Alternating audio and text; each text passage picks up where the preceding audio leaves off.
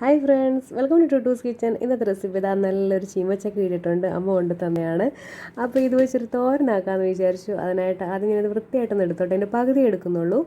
ഇനി ഒരു പാൻ അടുപ്പത്ത് വെക്കുക, വെളിച്ചെണ്ണ ഒഴിക്കുക. വെളിച്ചെണ്ണ ചൂടാകുമ്പോൾ നമുക്ക് 1 ടീസ്പൂൺ കടുക് ഇട്ട് കൊടുക്കാം. പിന്നീട് കുറച്ച് തേങ്ങാക്കൊത്ത് അങ്ങോട്ട് ഇട്ട് കൊടുക്കുക കേട്ടോ. നല്ല കുറച്ച് തോനെ തേങ്ങാക്കൊത്ത് ഇട്ട് കൊടുത്തോളൂ. കുറച്ച് കറിവേപ്പില ഇട്ട് കൊടുക്കുക. ഒരു സവാള ചെറുതായിട്ട് അരിഞ്ഞ് ഇട്ട് കൊടുക്കുക.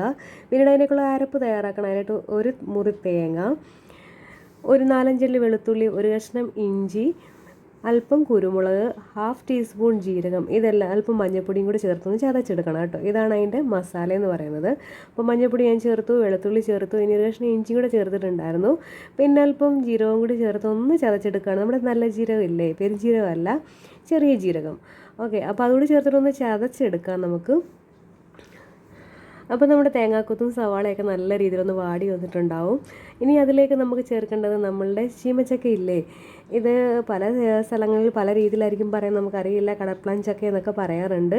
അപ്പോൾ അത് ചെറുതായിട്ട് അരിഞ്ഞത് വെള്ളത്തിലിട്ടിട്ടുണ്ടായിരുന്നു. അത് ഒരു മുറിയെ ഞാൻ എടുത്തിട്ടുള്ളൂ. അതും അതിലേക്ക് അങ്ങോട്ട് ഇട്ട് കൊടുക്കുകയാണ്. ഇട്ട് കൊടുത്തതിന് ശേഷം ഈ സമയത്ത് ഒരു 1/2 ടീസ്പൂൺ ഉപ്പും കൂടി ഇട്ട് കൊടുത്താൽ പെട്ടെന്ന് അത് വാടി കിട്ടും കേട്ടോ. അപ്പോൾ നല്ല രീതിയിൽ എണ്ണയിലൊന്ന് വാട്ടിക്കൊടുക്കുക. പിന്നീട് നമ്മൾ ചതച്ച് വെച്ചിരിക്കുന്ന അരപ്പില്ലേ, അതങ്ങോട്ട് ഇട്ട് കൊടുക്കുക കേട്ടോ. എന്നിട്ട് ആ മിക്സിയുടെ ജാറ് കഴുകിയ വെള്ളം കൂടി അങ്ങോട്ട് ഒഴിച്ചു കൊടുക്കുക. ഒരു 10-15 മിനിറ്റിനുള്ളിൽ തന്നെ അത് വെന്ത് കിട്ടും കേട്ടോ. ഇനി അത് അടച്ച് വെച്ചിട്ട് അല്പം കൂടി ഉപ്പും കൂടി ചേർത്തിട്ട് അടച്ച് വെച്ച് വേവിച്ചെടുക്കുക. അതാ വെന്ത് നല്ല പാകത്തിന് വന്നിട്ടുണ്ട്. നല്ല അടിപൊളി ടേസ്റ്റി ആയിട്ടുള്ള നമ്മളുടെ ചീമച്ചക്ക തോരനിവിടെ റെഡി ആയിട്ടുണ്ട്. എൻ്റെ സൗണ്ട് അല്പം പ്രശ്നമുണ്ട്, പനിയൊക്കെ അടിച്ചു, ക്ലൈമറ്റൊക്കെ ചേഞ്ച് ചെയ്ത കാരണം അല്പം പ്രശ്നമൊക്കെയാണ്. അപ്പോൾ എങ്കിലും റെസിപ്പികളൊക്കെ അപ്ലോഡ് ചെയ്യുകയാണ്. ഓക്കെ, അപ്പോൾ വീഡിയോസൊക്കെ ഇഷ്ടപ്പെടുന്നുണ്ടെങ്കിൽ ലൈക്ക് ചെയ്യാനും ഷെയർ ചെയ്യാനും മറക്കരുത്. ഇതുവരെ ചാനൽ സബ്സ്ക്രൈബ് ചെയ്യാതെയാണ് കാണുന്നതെങ്കിൽ ഒന്ന് സബ്സ്ക്രൈബ് ചെയ്തേക്കണേ. അപ്പോൾ നമ്മളുടെ ചീമച്ചക്ക തോരൻ ഇവിടെ റെഡി ആയിട്ടുണ്ട്. വളരെ ടേസ്റ്റിയാണ്.